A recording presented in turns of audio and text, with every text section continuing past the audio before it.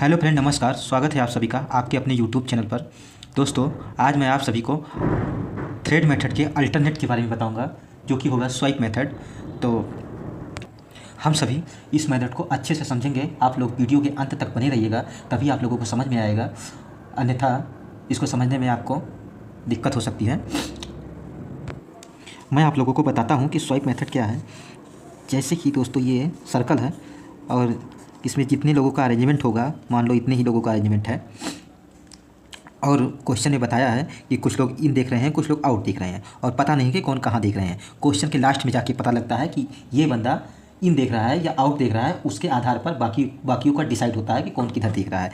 जैसे कि दो लोग मान लो बाहर देख रहे हैं, एक अंदर देख रहा है, फिर दो लोग बाहर देख रहे हैं, फिर अंदर देख रहा है, फिर अंदर देख रहा है, फिर मान लेते हैं अंदर देख रहा है। अब किसी एक का लास्ट में क्वेश्चन में पता चलता है कि ए जो है यहाँ पर है, और ए अगर कह देता है कि ए बाहर देख रहा है, तब तो ठीक है कि इसके आधार पर यही बन गया जो सर्कल में आया है। अगर कह देता है ए इन साइड देख रहा है, तो अब हमारे बनाने में आया है कि ए जो है आउट देख रहा है, पर वहाँ पे कह दिया कि ए इन साइड देख रहा है। तो उसमें हम क्या करते हैं, जब थ्रेड मेथड होता है, थ्रेड मेथड का क्या है कि एक स्ट्रेट लाइन होती है और उसमें कोई अंदर देखता है, कोई बाहर देखता है। जैसे ये अंदर, ये मान लो इधर देख रहा है, ये ऊपर देख रहा है, ये तीन नीचे देख रहे हैं, ये ऊपर देख रहे हैं, ये सब नीचे देख रहे हैं, और ए का मान लेते हैं कि यहाँ पे आ गया और कह दिया है कि ए इन साइड देख रहा है। तो थ्रेड जब ऐसे बनता है और बाकी जो जहाँ आया है वो वहीं रहेगा।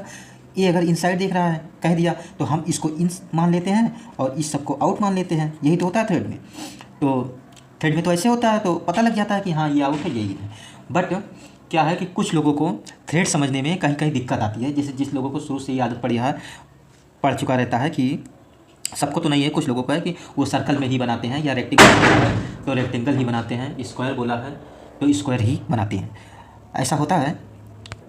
तो उसी के लिए है ये, उन्हीं लोगों के लिए है जिनको वो समझ में नहीं आता। जैसे ये रेक्टेंगल का रहता है और यहाँ पे कह देता है कि चार तो कॉर्नर वाले इन देख रहे हैं, लेकिन जो लॉन्ग साइड है उस पर दो लोग बैठे हुए हैं, और ये जो है इस पर एक लोग बैठे। जब ये वाला केस आता है तब वहाँ पे काफ़ी दिक्कत होती है समझने में, कौन कहाँ है, कौन कैसा है। तो उसी के लिए दोस्तों ऐसा है कि आप लोग ऐसे में ही बनाइए, और फिर जब लास्ट में जो जैसे कहेगा वैसे हम कर देते हैं।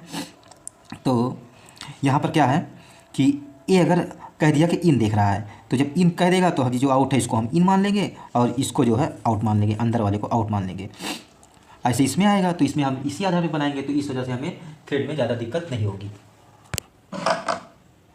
तो इसी के आधार पे हम लोग बनाएंगे, और इसी को स्वाइप मेथड कहते हैं, क्योंकि ये स्वाइप हो रहा है। स्वाइपिंग तो इसमें भी होती है, ये हम तो यही मान रहे हैं ना, उसी आधार पे इस पर भी होता है।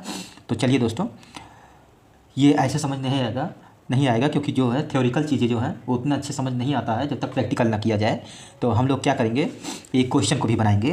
जब क्वेश्चन बनाएंगे तब एकदम सही से क्लियर हो जाएगा, तो आप लोग रुके रहिए।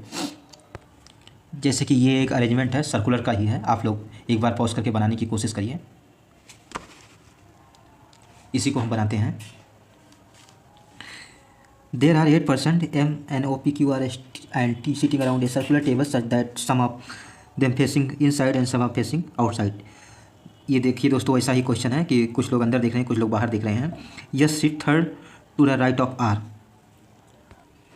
यस जो है आर के थर्ड राइट में बैठा हुआ है, और face opposite direction, and both दोनों जो है अपोजिट डायरेक्शन में देख रहे हैं। मतलब ये जिधर देख रहा है यस उधर नहीं देख रहा है,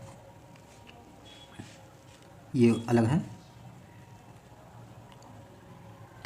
both the immediate neighbour of S faces opposite direction with respect to S. S के जो पड़ोसी हैं दोनों, वो जिस दिशा में यस देख रहा है उसके अलग दिशा में देख रहे हैं। मतलब अगर एस इधर देख रहा है तो इनके दोनों जो पड़ोसी हैं वो इधर देख रहे हैं। इस कंडीशन का ये मतलब है। T sit third to the right of P. T जो है पी के थर्ड राइट में है, and is an immediate neighbour of M. And जो होता है दोस्तों वो फर्स्ट पर्सन के लिए होता है, मतलब टी के लिए है यहाँ पर। तो immediate neighbour of M, M का पड़ोसी है टी। इस कंडीशन को मैं ऐसे नोट करता हूँ, आप लोग जैसा समझ में आया करे आप लोगों को वैसा किया करिए, पर ये काफ़ी बेस्ट तरीका है। M who sit second to the left of O. M जो है सेकंड लेफ्ट है ओ के। O who faces the same direction of. O जो है एस के सेम देख रहा है, एस जिधर देख रहा है ओ भी उधर देख रहा है। इसको मैं ऐसे इक्वल टू करके दिखाता हूँ।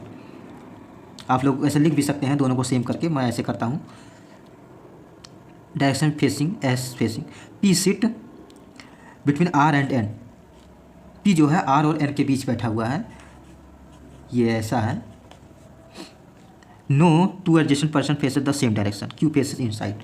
यहाँ पर देखो, देखिए दोस्तों, अब ये बताया है कि क्यू जो है वो इनसाइड देख रहा है और दो लोग एक साथ नहीं देख रहे हैं। मतलब अगर ये दो लोग हैं तो ऐसे एक साथ नहीं देख रहे हैं। मतलब इसके कहने का मतलब ये होगा कि ये अल्टरनेट का क्वेश्चन है, सभी अल्टरनेट होंगे। चलिए मैं इसको बनाता हूँ और सर्कल भी बनाता हूँ, उसके बाद मैं आपको बताऊँगा कि स्वीप कैसे किया जाता है। 8 लोगों का अरेंजमेंट है तो यहाँ पर ऐसे दिखा देते हैं। आप यहाँ पर इस वाली कंडीशन से स्टार्ट करते हैं। आर के राइट में एस है, मैं आर को यहाँ पे मानता हूँ और इसको इनसाइड करता हूँ। अभी तो पता नहीं है कि इनसाइड है कि नहीं, मतलब इस आधार पे बनाता हूँ। अब इसके राइट में एस को यहाँ रखते हैं और दोनों अपोजिट हैं, तो अगर ये अंदर है तो इसको बाहर करेंगे। अब जब अल्टरनेट है तो अल्टरनेट के लिए सबको ऐसे ही दिखाना पड़ेगा, क्योंकि अल्टरनेट इस कंडीशन के आधार पर हो गया। ये यहाँ पे ये अल्टरनेट होगा। अब ये सही से दिख रहा होगा, हाँ अब सही से दिख रहा है। अब दूसरी कंडीशन को जो मर्ज हो रही हो वो समझेंगे। ये वाली कंडीशन को देखते हैं कि ओ के लेफ्ट में एम है और ओ जो है वो एस के डायरेक्शन में ही दिख रहा है, तो ओ कहाँ कहाँ आ सकता है, यहाँ पर या यहाँ पर या यहाँ पर, वो 3 जगहों पर ओ आ सकता है। ओ को अगर यहाँ रखेंगे तो ओ को लेफ्ट में एम चाहिए, इस वाली कंडीशन, तो यहाँ पर नहीं आएगा, इसका मतलब ओ यहाँ पर नहीं आएगा। अब ओ यहाँ को रखेंगे, यहाँ पर रखेंगे तो ओ के लेफ्ट में एम आ जाएगा, एम के साथ टी चाहिए वो भी आ जाएगा और ओ यहाँ पे आ सकता है। तो क्या करना होता है, एक एक करके चेक करते हैं। तो उससे थोड़ा नॉइस हो रहा है, ये अयोध्या में हेलीकॉप्टर चल रहे हैं, इस वजह से मेले में यात्रियों को घुमाया जा रहा है, तो आप लोग थोड़ा मैनेज करिएगा। क्या करना होता है कि एक एक करके चेक करना होता है। तो मैं यहाँ पर चेक करता हूँ, ओ को यहाँ रखता हूँ, ओ को लेफ्ट में, एम को यहाँ रखते हैं, एम के साथ में टी चाहिए, टी को यहाँ रख दिया। अब टी जो है वो पी के राइट में चाहिए, राइट से तीसरे स्थान पर, तो तीसरे स्थान पे कहाँ आएगा, पी यहाँ पर आ जाएगा, ये यहाँ पर आ गया। और आर पी जो है आर और एन के बीच में चाहिए, तो आर और एन के बीच में लाने के लिए एन को हमें यहाँ रखना पड़ेगा, एन को यहाँ रख देंगे तभी तो पी जो है आर और एन के बीच में आ पाएगा। लेकिन अब यहाँ पर इस कंडीशन जो है क्वेश्चन में ये क्लियर नहीं किया गया कि बीच में ही चाहिए कि इक्जेड बीच में चाहिए। वैसे जब ये कंडीशन आती है तो हम यही मान के चलते हैं कि इक्जेड बीच में चाहिए, तो अगर इक्जेड बीच में चाहिए तो उस आधार पर पी को तो यहाँ पे आना चाहिए था। इस वजह से ये जो हमारा पॉसिबिलिटी बन रहा है ये गलत हो जाएगा। अब हम इसको गलत मान लेंगे, अब दूसरी पॉसिबिलिटी हमें बनाना ही पड़ेगा। दूसरा बनाते हैं, जो एक बार बन गया तो दूसरा जल्दी जल्दी बनता है, ये प्रैक्टिस के साथ आप लोगों को समझ में आ जाएगा। आर को यहाँ मानते हैं, एस को यहाँ मानते हैं, सभी अल्टरनेट थे, अब अल्टरनेट सभी को दिखा देते हैं। और ओ से हम यहाँ रखे तो गलत हुआ था, तो अब ओ को यहाँ पे रखेंगे और ये सही ही होगा। एम को यहाँ रखते हैं, एम के साथ टी चाहिए, टी यहाँ आ गया, और टी जो है पी के राइट में चाहिए, तो पी के राइट में थर्ड पे कैसे आएगा, पी को जब यहाँ करेंगे तो पी के यहाँ आ गया। अब आर और एन के बीच में पी चाहिए तो एन को अब यहाँ रख देंगे, अब ये के बीच में पी आ गया और क्यू को यहाँ रखेंगे, क्यू एक ही बच गया था। अब क्यू के लिए कहा गया है कि क्यू इन देख रहा है, ये वाली कंडीशन को देखिए, क्यू इन साइड देख रहा है, मतलब सेंटर की तरफ देख रहा है, तो इस वजह से ये हमारा जैसे का तैसे ही सही हो गया। तो इस तरह से ये क्वेश्चन सॉल्व हो गया दोस्तों। लेकिन अब यहाँ पर ये समझिए, जो मैं समझाना चाह रहा था वो क्या था कि अगर यहाँ पे क्यू को इन ना बोल करके क्यू को आउट बोल दिया होता तो हमारा तो क्यू सर्कल के आधार पे इन पे आ गया है, तो अगर ये आउट बोल दिया होता तो हम इस इन को ही आउट मान लेते, इसको आउट मान लेते और जो बाहर देख रहा है सबको इन मान लेते, इन सभी को जो बाहर देख रहे हैं इनको इन मान लेते। इसी के आधार पर हम जो क्वेश्चन पूछता, सॉल्व करना बड़ी बात नहीं है, जो क्वेश्चन पूछता है वो उसमें टाइम लगता है, तो जब क्वेश्चन पूछता है तो उसके आधार पे हम ऐसे कर देते हैं। तो दोस्तों उम्मीद करता हूँ कि आप लोगों को ये समझ में आया होगा। अगर समझ में आया हो तो वीडियो को लाइक करिएगा, कमेंट करिएगा, दोस्तों के साथ शेयर करिएगा, चैनल पर नए हो तो चैनल को एक बार सब्सक्राइब करिएगा। अब मैं आप लोगों को ऐसे ऐसे और भी ट्रिक लाता रहूँगा। तब तक के लिए धन्यवाद। मैं मिलूँगा आप लोगों को अगले किसी क्लास में। Thank you so much.